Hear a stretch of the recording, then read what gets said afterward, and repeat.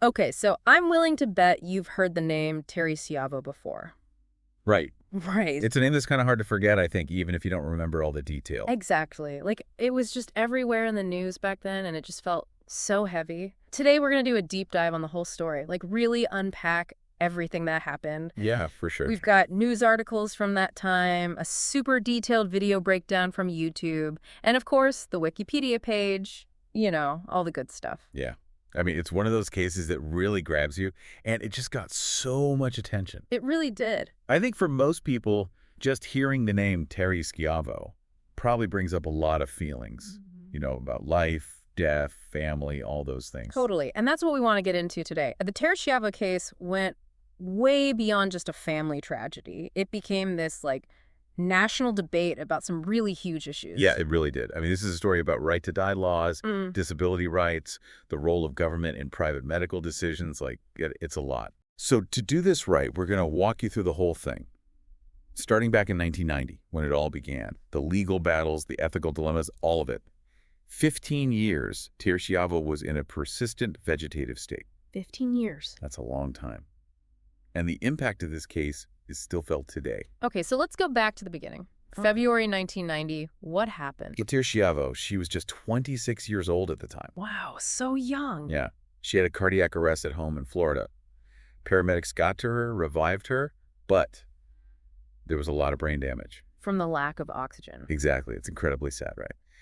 And after a couple of months in a coma, doctors diagnosed her as being in a persistent vegetative state. PVS. And for those of us who aren't doctors, what does that actually mean? Like, what's going on in someone's body when they're in a PVS? Basically, it means that they've lost all awareness of themselves and everything around them.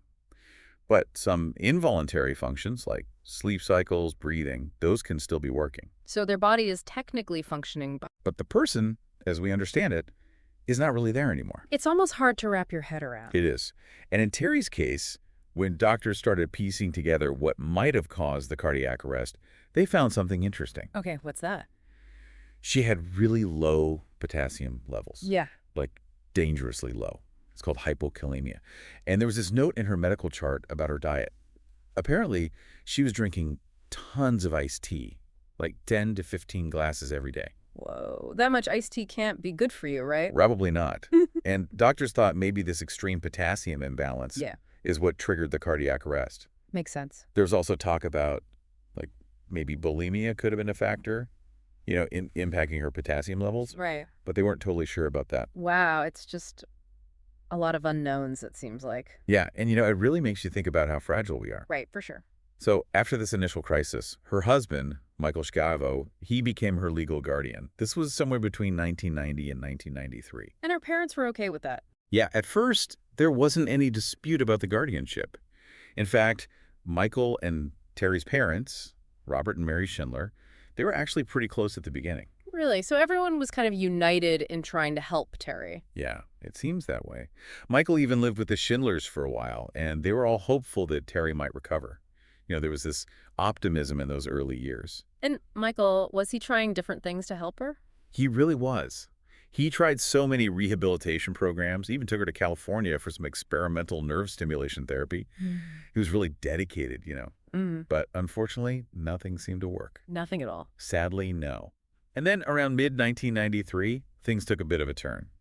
Terri got a urinary tract infection, and Michael requested a do not resuscitate order. That's significant. It is, right, because it kind of shows us where his thinking was going, even before the legal battles really started. He was already thinking about what Terri would want if things got worse. But before we get into all that, there was another legal thing that happened around this time, right? The malpractice lawsuit. Oh, yeah. This was in 1992. Michael sued Terry's gynecologist. Why did he do that? Well, his argument was that the doctor had failed to diagnose bulimia, which they thought might have been a factor in Terry's infertility. So they thought that the bulimia might cause the infertility. Exactly. And they felt like the doctor should have caught it earlier, maybe looked into her history a bit more closely. Interesting. And what happened with the lawsuit? Michael actually won the case. He did. Yeah, the jury awarded him a pretty big settlement. But, after legal fees and all that, the amount was reduced. Michael got a portion of it directly, and then about $750,000 was put into a trust for Terry's medical care. Okay, and this is where the tension with the Schindlers started to build, right? Exactly. Yeah. The Schindlers felt like they should have gotten some of that settlement money. Hmm. But Michael was adamant that it was all for Terri, for her care, and that's where it would stay. So this lawsuit, even though Michael won, it really created a rift between him and Terry's parents. It did. And that distrust just kept growing from there, especially when we get to the issue of the feeding tube. Right. So fast forward a few years, 1998 to 2000. This is when Michael petitions the court to have Terry's feeding tube removed. Yep, and his argument was that Terri would not have wanted to be kept alive like this, in a persistent vegetative state. Did he have any proof of that? Like, had she ever said anything about this kind of situation? Wait, that's where things get tricky. Terri didn't have a living will or any kind of advance directive. So it was basically his word against the Schindlers, who were completely against removing the feeding tube. They must have been devastated. Oh, absolutely. They were fighting tooth and nail to keep their daughter alive, hoping for some kind of miracle. They even questioned the PVS diagnosis, holding on to any shred of hope that she might recover. It's hard to imagine what they were going through. It is. And because there was no clear documentation of Terry's wishes, the court decided to appoint a guardian ad litem, a GAL. What does that mean? Like, what's a GAL's role? Basically, the GAL is supposed to be an impartial advocate for Terri.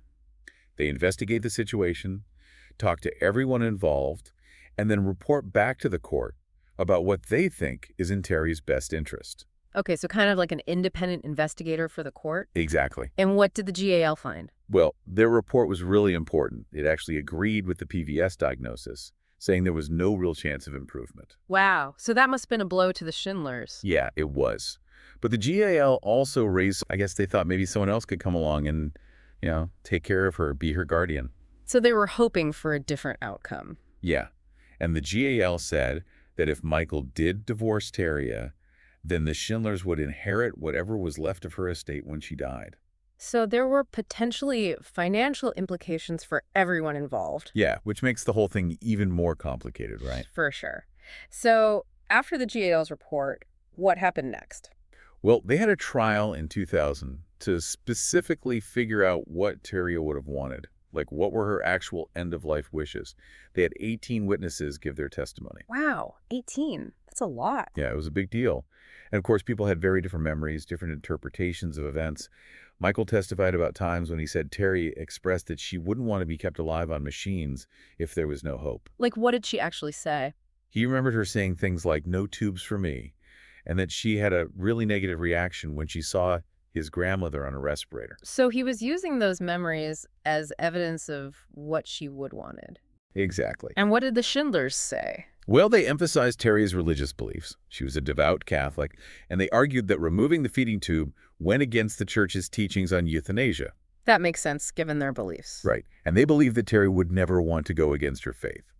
So they were totally against removing the feeding tube, seeing it as essential care, not life support. So you had Michael saying she wouldn't want to live like this, and the parents saying her faith wouldn't allow it. It's such a tough situation. It is. And the judge had to decide who to believe, whose argument was more convincing. And what did the judge decide? In the end, the judge sided with Michael. He did? Yeah. Judge Greer said that there was clear and convincing evidence that Terri would not have wanted the feeding tube. So basically, he believed Michael's testimony more than the parents. It seems that way, yeah. And this decision was a really big deal. It was appealed, of course, but the Florida 2nd District Court of Appeal upheld it. They called it Schiavo I. Schiavo I. Yeah, there'd be a few more of those. But even with this legal win, things didn't end there. Of course not. It was just the beginning of the legal battles, right? Sadly, yes. The Schindlers were not giving up. They filed more motions, more appeals, anything to keep their daughter alive. Like, what kind of legal arguments were they making at this point? Well, one of their early attempts was to say, okay, maybe the feeding tube can't be removed, but what about assisted oral feeding? They argued that wasn't the same as artificial life support. So like someone helping her to eat and drink? Yeah, something like that. But doctors testified that Terri couldn't swallow properly. She couldn't sustain herself that way. And this was actually confirmed later by the autopsy report. Oh, wow. Yeah, so Judge Greer denied that request. And they also tried to challenge Michael's guardianship again. Based on what? They said he was mismanaging funds, especially by moving Terri to a hospice facility. But the court didn't agree with them. No, they didn't find enough evidence to remove him as her guardian. So the Schindlers kept fighting, but they kept losing in court. Heartbreaking, right? You could feel their desperation. And then, in April 2001, they actually got a small victory. What happened? The feeding tube was removed for the first time. Really? Yeah. But then, just a few days later, it was put back in. Why? The Schindlers got a temporary injunction. Oh, what? An injunction, it's basically a court order that stops something from happening. They filed a separate lawsuit alleging perjury, basically accusing someone of lying under oath. So they were trying to cast doubt on the whole case. Yeah, hoping that if they could prove someone lied, the whole case would be thrown out. And it worked, at least temporarily. Yeah, for a short time. But then the appellate court overturned the injunction. So the feeding tube came out, went back in, and then the legal battle continued. Exactly. It was this constant back and forth. And each legal decision was given a name.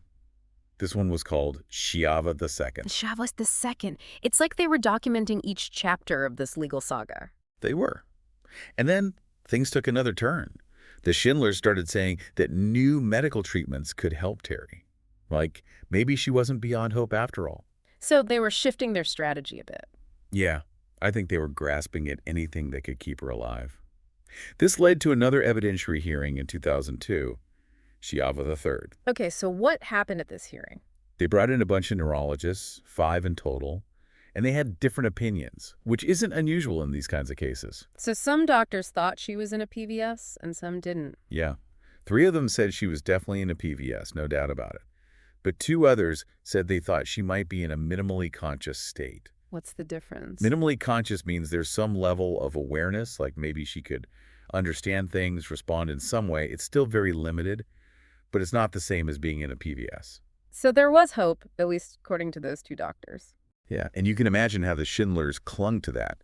But Judge Greer, after looking at all the evidence, all the medical records, even watching hours of video footage of Terri, he decided that she was still in a PVS. He didn't believe the 2 doctors who said she was minimally conscious? He was pretty critical of their testimony, actually. Yeah. He said it wasn't convincing enough.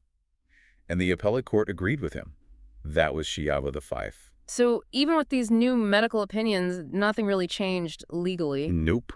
But the Schindlers, they weren't giving up. They took their fight to the public. What do you mean? They started lobbying, going on TV, doing interviews, anything to get public support for their cause. Yeah. And it worked, to a certain extent. People were starting to pay attention to this case. They were. And then, in October 2003, when they tried to remove the feeding tube again, something huge happened. Okay, what was it? Jeb Bush, the governor of Florida at the time, he stepped in. Whoa, the governor got involved. Yeah, he signed this law called Terri's Law. Terri's Law. And this law basically gave him the power to order the feeding tube to be put back in. So he overruled the courts. Pretty much. It was a really controversial move. People were arguing about the separation of powers, about the government interfering in a private medical issue. Yeah, I can see why that would be controversial. It was a big deal. But then, guess what? The Florida Supreme Court said Terri's Law was unconstitutional. They struck it down. Yep. They said it violated Terri's rights, and it basically put the decision-making power back in the hands of the courts. So back to square one. Pretty much. We're now into 2005, and the legal battle is still going strong. The Schindlers are filing motions for more medical evaluations, like an fMRI scan and a swallowing therapy assessment. Were they just trying to delay the inevitable? I mean, it's hard to say for sure, but they were definitely using every legal tool available to keep fighting. And what did the judge say? Judge Greer denied those requests. He wasn't convinced that they were necessary. He felt like they were based on, like, news reports and stuff, not really on a deep understanding of Terri's medical history. So he was basically saying they were grasping at straws. Kind of, yeah.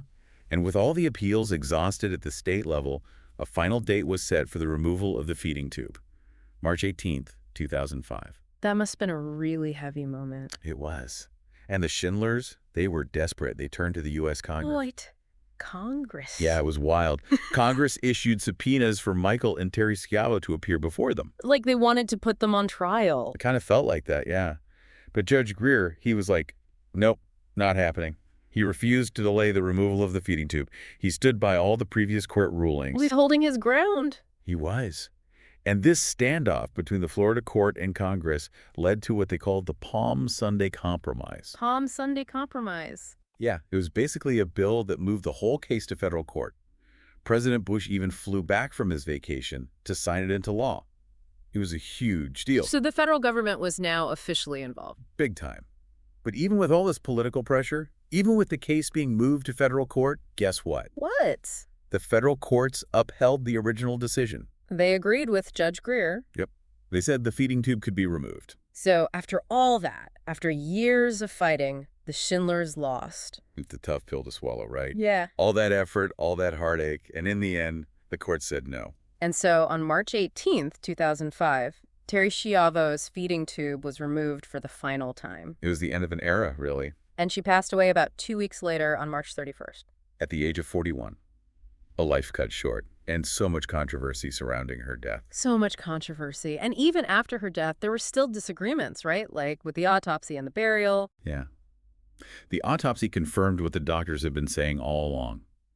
Terry's brain damage was severe, irreversible. Her brain had shrunk to about half the size of a normal brain. The autopsy also showed that she was blind. Found blind. Yeah, and they didn't find any evidence to support the bulimia theory. The official cause of death was listed as undetermined because they couldn't say for sure what caused the initial cardiac arrest.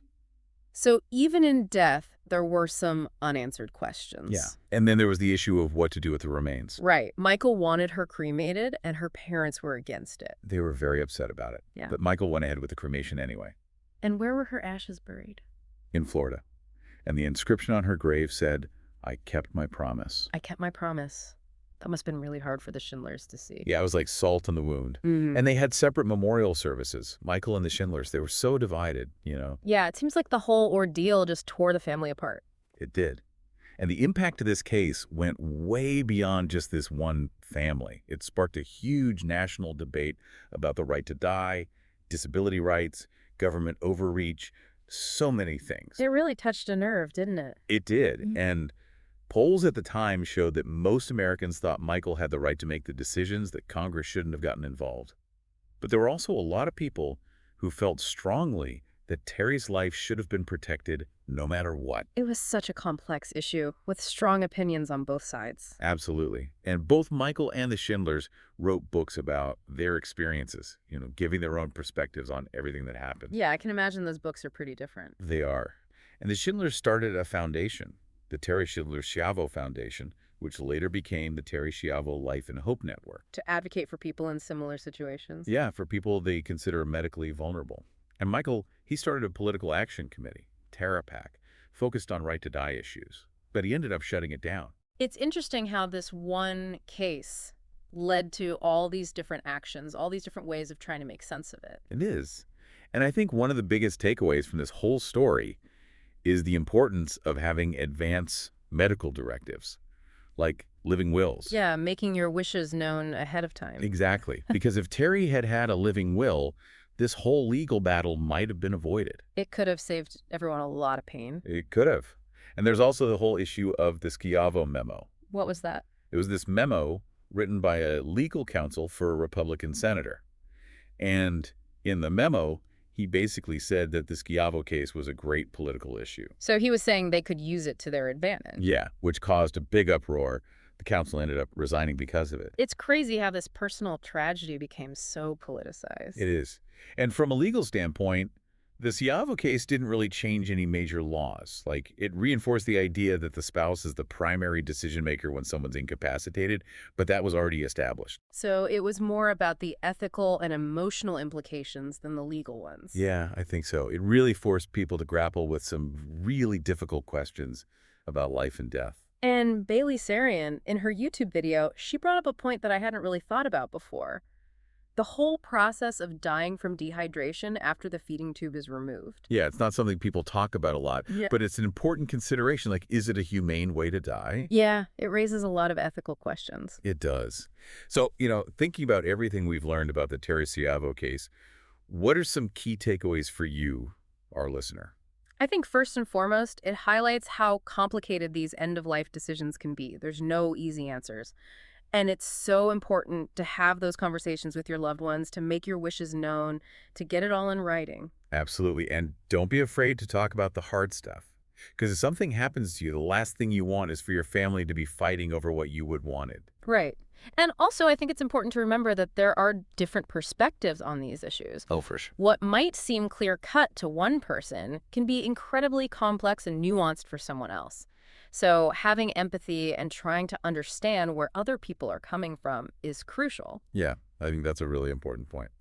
And finally, I guess it's a reminder that even in the midst of tragedy, there can be hope. Even if it's just the hope that we can learn from these experiences and make things a little bit easier for those who come after us. That's a good way to put it.